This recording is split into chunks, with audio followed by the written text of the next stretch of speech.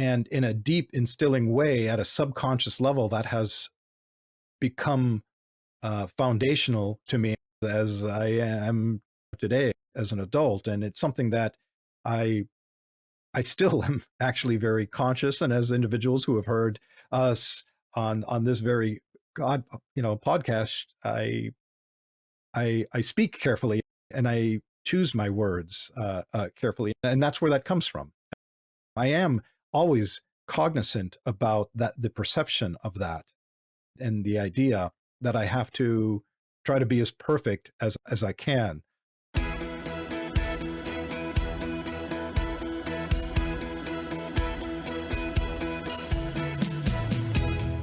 Welcome to 3D View, one conversation, three different perspectives. I'm Lamondre Pugh. I am David Perez. And I'm Richard Strice. Thank you for joining us. Today's topic, we are going to be exploring the complexities of identity, and in reference to self-identity, how we perceive ourselves, and identity in regard to how others perceive us, how we think others perceive us. These are not necessarily inclusive or the same as some people may think. There are many different things that go into identifying how we think about ourselves and how we think others think about ourselves. And the many layers of that is a lot of what we're going to be trying to delve into today. One of the things that sort of made this topic come up was an exchange that I saw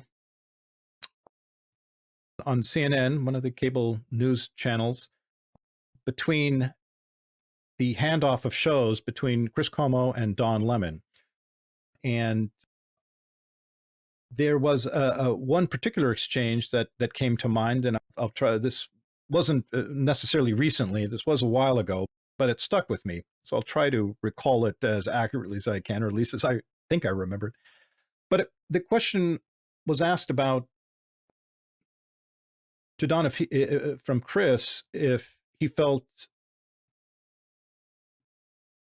how he perceives his persona being live when he's broadcasting versus his personal off-camera persona. And Don's response, as he does often, very honest, saying, no, he does think about what he says, and he is a little different. He's a little more guarded about his thought processes and so forth. And it's something that he consciously thinks about and sometimes subconsciously thinks about, but it's present. He has an awareness of that. And for Chris, it's not necessarily the case. And I thought it was a very interesting and honest exchange about the realities of perception and how one's life experience can affect that, as well as environmental and other components as we mature and grow and develop. Things that stick with us, that affect us and alter how we behave, how we speak, the words we use, creates a very interesting and complex scenario for each of us as we navigate through the world, dealing in family and outside. So that's the topic, and we'll try to unpack all of that. Yeah, and to start unpacking, I think we need to define what identity is. And identity is many things. It's not just one single concept that you can recite, because I think no definition is going to make justice to the concept of identity, because identity is who you are, your essence, everything you are. It's not only your skin color or where you're from. It's a combination of all of those factors. And it's not only those factors, it also includes who you've met, how society has perceived you, how society has treated you. And those are the building blocks of your identity. You put them all together and it starts building the person you are now. And there's also the fact that identity it's malleable. You can put out whatever you want depending on the scenario you're in, and you can be someone at work and be someone completely different at home, and both of those people are you. That's your identity. That's who you are. And all of those things are built from your past experiences. And there's a beautiful quote from Shannon A. Thompson. It says, "I wouldn't be who I am today if it wasn't for the people I had met and the people I had lost." Because all of those experiences in life end up building who you are. And the beautiful thing about identity is that it also builds the world around you, because it's the lens through which you are seeing the world. So I think that this is a short a short explanation of what identity is in this conversation, but it's a very important thing to understand that identity covers every single thing a human being is. So from preferences to where they were born, everything is included in identity. Yeah, I absolutely agree with that. And I absolutely love the concept of identity is the lens through which you see the world. But I also believe, just as an addendum to that, identity is also the window through which the world sees you. And I think that those things together, those things combined, really are about how we live, how we traverse this world, how we show up, how are we present in this world. And what's really interesting about showing up in the world, as Richard was talking about the conversation that Chris Cuomo and Don Lemon had, one of the things that stood out to me about that conversation was it was the kind of thing when Don Lemon talked about that, he talked about it from the perspective of, I definitely think about it, but it's not something that is always at the forefront of my mind, but it's certainly present anytime I'm presenting, whether I'm at home, it's there, but it's not something that's always at the forefront of my mind. And it certainly does have a tendency to weigh, to weigh in on those situations and in those conversations. And David, as you were talking about life experiences and scenarios and situations in which people's identity really becomes important and how they present to the world, I started thinking, just from a historical standpoint, in many instances, those things are to save your life.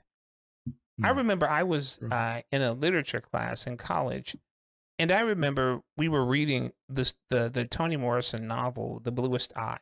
And that's one of those, I believe it's by Toni Morrison, but that's one of those books that is required reading in college and that kind of thing in your basic English seminar classes. And I remember we were having a discussion about one particular passage when one of the children had gotten a beating from the parent because they threw rocks, and because they threw rocks at little white children. And I remember the conversation in the class, and the conversation got really heated, and it swirled around the concept of what a terrible parent to beat your child for throwing rocks. What was that about? They must have had some anger issues. And this was the commentary that was going on in the class. And I remember thinking, no, that parent beat them to save their lives, because this was taking place during a time where if you threw a rock and it hit someone, you could unleash a lynching mob for you and for your family. So what that behavior was an attempt to save the life, because it was that serious of an offense that happened. And the reason that I bring that up now is because I think about our behaviors, and I think about my behaviors and things that I've seen in public and also in private, and how they're meant as a way of protecting who I am, or protecting the groups, the people, protecting those that I represent. And I am cognizant of that. I do think about that. There has been, as a speaker and as a presenter, of course, there's a difference in terms of when you're presenting before an audience and when you're having a casual conversation between friends. There is certainly a difference, and I remain who I am, but I often think about what I say and how I say it and the impact that it's going to have. Mhm. And honestly, it does weigh. And I've made decisions based on how I present. And so it can have major life ramifications. Wow. Yeah. Certainly, having been at many of your talks and presentations, I can definitely say that what you say has dramatic impact to people that when you speak, because you're just an amazing speaker. But, Thank but one of the things that you made a comment about representing. And when you say that, do you mean how you feel representing African Americans? Do you mean representing a person with a disability? Or is it really just all of that? Yeah, my answer to that would be yes. It's all of that. Yes. It is all of All that. yeah. Because I would tell you, especially living in the United States, I grew up with a family that made it very clear that, number one, when I leave the house, I represent that house. And so my behavior, my presentation, all of that was representative of what Betty Pugh did at home. Betty Pugh is my mama, okay? What Betty Pugh did at home. And if I was out there acting a fool, that meant that I'm making Betty Pugh look like she's acting a fool or that she raised a fool. And she did neither one of those things. So I grew up with the responsibility of presenting well. Okay. Now, fast forward that a little bit further. As I grew up and I became really active in advocacy and in work and in business and just traversing the world as an adult, I recognized that many people would judge the groups that I belong to, whether that be being Black or being a man with a disability, based on the behavior that they see in me. Now, is that fair? No, because I'm an individual and I should be able to live my life the way that I want to. And I don't represent in terms of, I am not the spokesman for the group, even though it seems like we always have to have a spokesman for our groups. But white people don't necessarily have a spokesman. I thought that was interesting. But anyway, and so I didn't want to come. I remember being in situations where things have happened and you're advocating for yourself. And you would hear things like, boy, this guy sure is angry. And then you hear terms like the angry cripple. Literally, I've heard people say that. You would hear things like, yeah, he's one of those really aggressive Black guys. I've heard people say that kind of thing. And so I'm cognizant of it. Now, here's the thing. There are times when I am angry. There are times when I am aggressive. And what's interesting about that is that you're held to a different standard, because it's not just that Lamondre is angry. It's not just that Lamondre is being aggressive. It's that he's the angry cripple or he's the aggressive Black guy. Yeah. And so it created a commentary on the diversity groups that I belong to. And honestly, those groups make up who I am. Now, I want you to understand something as I say that. I'm not saying that the totality of me is in being a person with a disability or even the totality of me being a man. The truth is, I am all of those things. And it simply means that I am human living this. But because I recognize that people are looking at me, it's in my mind. I think about that. And many times I have altered how I would say something and the way that I would present something because I'm cognizant and aware of how people view that. So yeah, Richard, to answer your question, it's all of that. Yeah, all of it. Yeah. I was going to say, Lamondre, from my perspective, it's not fair that you have to represent every day, Mm. every single community that you're a part of. Because as you said, white people don't have a spokesperson, and most white people don't feel like they have to represent all white people all the time. Like, I am from Costa Rica. I'm definitely not white in the American sense of the word, but I'm pretty white in Costa Rica. So I have all the same privileges, I would think, that I would have had if I was born white in the US. So that has given me, I don't know if the opportunity or the privilege of just being who I am all the time. It doesn't matter. Nothing matters because I can be who I am. I don't have to think about all those things that you were saying that you have to think about when you're trying to express yourself. And this is hard because I am conscious about this. And being conscious about the privilege is a hard thing to understand for me, and it's also hard to decide what I can do with it. Right. Yeah. Right. Or Because where you're or where my place is, or what I should be doing Yeah. is the actual question. Because if I have privilege, I should be using it for good. Right. I believe I am with the work that we're doing and the things that we're trying to do. But there's always the question for me if it is enough. And there's also the question of what can we do? What would that world look like where identity was just part of who people are, but it's not something that you're judged from or that Right. you're treated differently from? How to get to that world respecting difference at the same time, Right. And not I trying believe to eliminate it. I believe that is part of the evolution too. I believe that is part of the growing that we're experiencing. And you said something. You said the thing about it, it's not fair. It's not.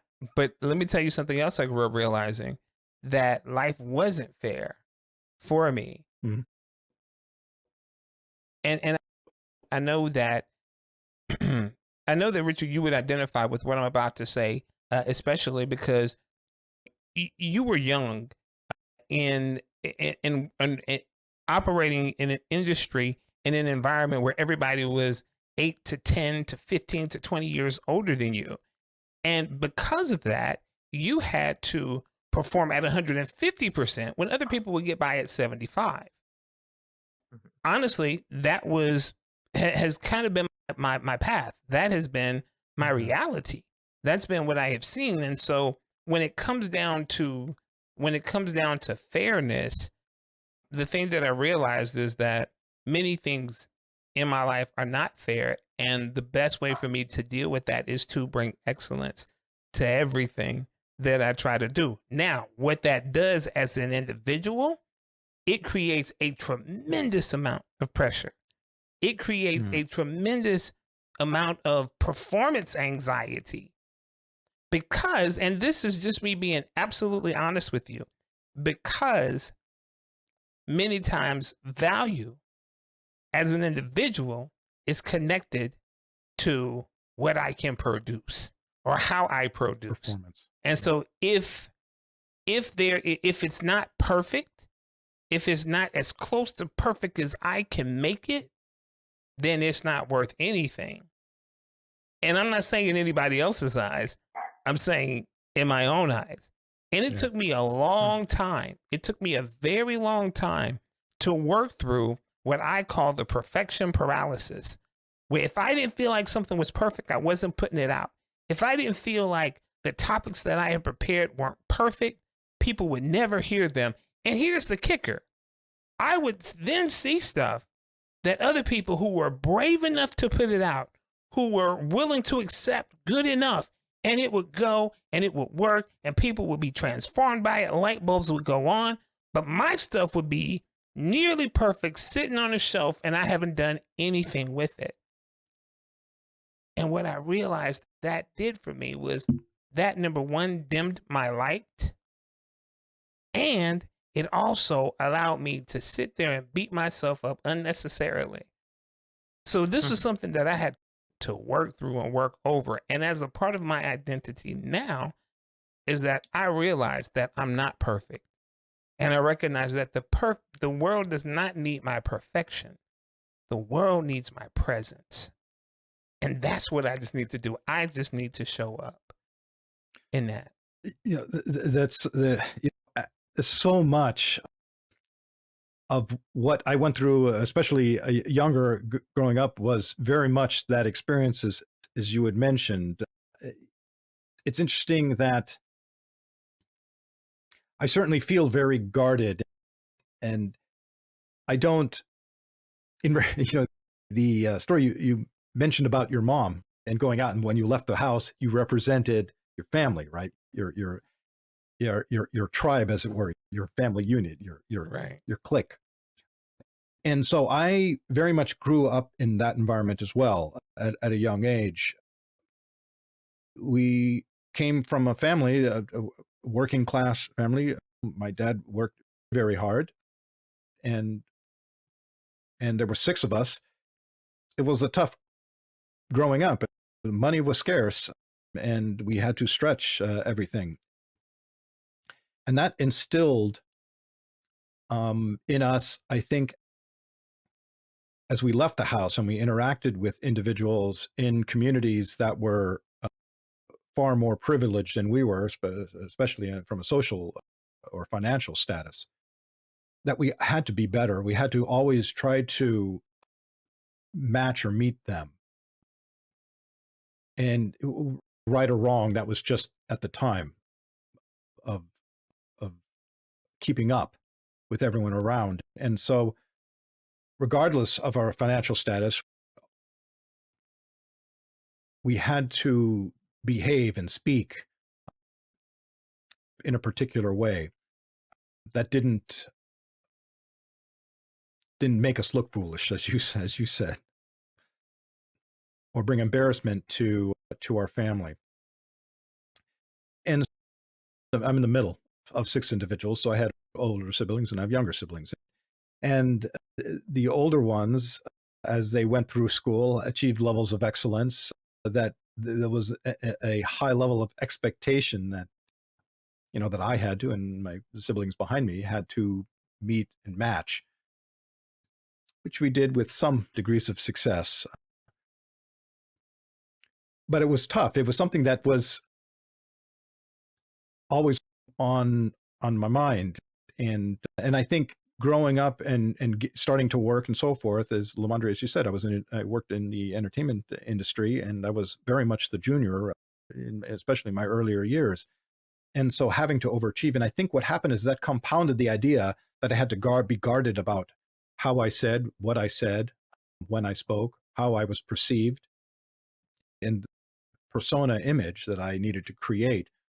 And in a deep instilling way at a subconscious level, that has become foundational to me as I am today as an adult. And it's something that I still am actually very conscious. And as individuals who have heard us on this very podcast, I speak carefully and I choose my words carefully, and that's where that comes from. I am always cognizant about the perception of that, and the idea that I have to try to be as perfect as I can. Again, very similar to you, Lamondre. It's and I think it comes from just a lot of different layers of experiences and situations that I've grown through. But it is who I am. And am I that way privately when I am just with my siblings? I would say no, I'm not. I'm far less guarded. I'm far less inhibited. And I don't know if that's right or wrong or good or bad. It just is. And Right. it is who I am. Like you said, Lamondre, I think you were the one that made the analogy of the idea of the window, that we see ourselves, but it goes both ways. Individuals looking through that window, how they see us, and those images aren't necessarily the same. And so that's what I think that was a really beautiful analogy, because I think that really sums up about the experience about identity, and also how that it transcends. It doesn't necessarily stop with color of one's skin, where status or situation that someone is born into, what country. It goes into lifestyles and relationships and all of that, and how we use any of those experiences as the item that we use to identify ourselves, or the item that we use to identify ourselves to others. It's an interesting and fascinating journey and experience to delve into on identity, self-identity, and perceived identity. Yeah, and a strong sense of self-identity is considered desirable, right? Understanding who you are and being sure of who you are and whatnot. I don't think anyone knows everything about their identity, because it's so fluid. It changes Exactly. wherever you are and whatever happens to you. Because as I was saying, I am in a very privileged position here in Costa Rica because of being white, being male, and not being of part of the lower classes. But that doesn't mean that I'm going to be treated the same in the US. That doesn't mean that I'm not going to be treated the same in Europe. I'm going to probably be very discriminated if I ever end up living in one of those two places. But my reality has created a completely different sense of self. I feel very secure of who I am, of everything that I am. And as such, I am pretty proud of putting it out there wherever I am and whatever scenario I am. I just try to be the best that I can be with everything I am. And an example of this is that I was diagnosed with ADHD when I was very young, like 4 years old. That meant special classrooms for exams and special treatment in school and all of those things. But I was the fourth son of my family, and I was the smallest child, and all my brothers had the same ADHD diagnosis. So I just thought, this is cool. This is what's cool. All of the other kids are not cool because they don't have ADHD. They don't get more time in exams. They have to overexert themselves.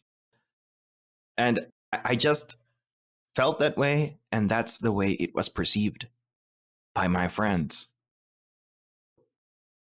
As you guys were saying, the concept of identity working both ways, of being who I am, but also how people perceive me, it's 100% correct, because you can also define how people perceive you by who you are. Yeah. And you can change how people perceive you by being who you want to be. There's also the thing that it's important to remember in communication, and everything we do is communication, is that not everything you do is going to be received with the intent that you said it or Absolutely. did it. Right. So you might be trying to be charming, and it can be received completely differently. Could perceived as arrogance, for example. Perceived as arrogance, perceived as corny. Stalking. Perceived as exactly stalking. Exactly. Stalk. There are many different ways that people, based on who they are and how their environment has on their identity, they're going to perceive things different. And that's why I think it comes full circle to what Lamondre started talking about. You do have to change your message and who you are based on the audience that you have. Why? Because if not, people are not going to understand what you're trying to say. People are not going to perceive what you're trying them to perceive. And if anything, what we're trying to do here, talking about identity, is making sure that people understand that being who they are is the best that can happen to them. That's right.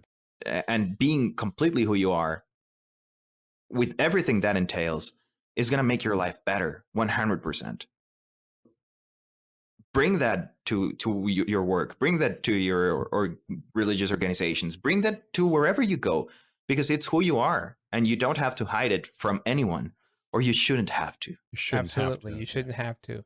You shouldn't have to. And I agree with that 100%, David. I think that's absolutely beautiful. And I want to make something very clear about this. Even though it's a question that's in my head whenever I present, whenever I'm speaking, and all those kinds of things, I have chosen to present myself authentically. And so that is, if I'm angry, I'm going to present angry. If I'm happy, I'm going to be happy. I am not going to switch it to, I like to say it this way. I'm not going to dumb myself down or dull my shine to make someone else comfortable. But I will make certain that the message is communicated to the best of my ability. I don't believe we should ever hide our wings, because again, the world does not need our perfection. What they need is our presence. And what I mean by that, they need for us, the world needs for you. The world needs for you. If you're listening to this, if you're watching this, the world needs for you to show up just as you are. The greatest gift that you could ever give is you showing up authentically. Because somewhere in that authentic presentation, humility and humanity can be seen. And if we just focus on that, if we focus on just showing up as we are, who we are, knowing that intrinsically we're valuable, that intrinsically we matter, and that somebody out there needs you to shine because somebody needs the light that you are. And I think that's what really showing up authentically is. And again, that is the choice that I believe that the three of us have made, because even with all of the quirks, all of the differences, all of the, I'll speak for myself, proclivities that I may have, the fact is, I know that this team, that these guys have chosen to show up authentically in this world. And I believe it makes a huge difference. And I just would invite you to show up authentically in this world, because you make a difference. Absolutely. Beautiful, beautiful words. And authenticity is just is absolutely key. And transversely, tolerance of other people's authenticity. Because I think that's the other key part about this is everyone needs to be authentic and true to who they are as they show up, as they're present. But it's also key that we understand individuals watching that an individual and respect the individual's authenticity and accept them for that. Yeah. Very, very, very important. Be yourself. Why fit in when you were born to stand out? Right. Stand That's out, Dr. baby. Seuss again. Stand out, baby. That's it. That's it. But listen, this is a fantastic conversation, and we certainly do thank you for tuning into this edition of 3D View. Keep listening. We've got some great shows in store for you, and we certainly do appreciate your support. So tell a friend about us and share these episodes. Take care until the next time. Bye-bye. Thanks for joining us this week on 3D View. Make sure to visit our website, ruglobal.com/3dview. That's ruhglobal.com/3dvu, where you can subscribe to the show wherever you listen to podcasts, or join our YouTube channel so you will never miss a show. While you're at it, if you find value in the show, we appreciate it if you would leave a like or comment, or simply tell a friend about the show. That would really help us a lot too. If you would like to join our conversations, you can join our Facebook community, 3D View, 3 Perspectives, 1 Conversation.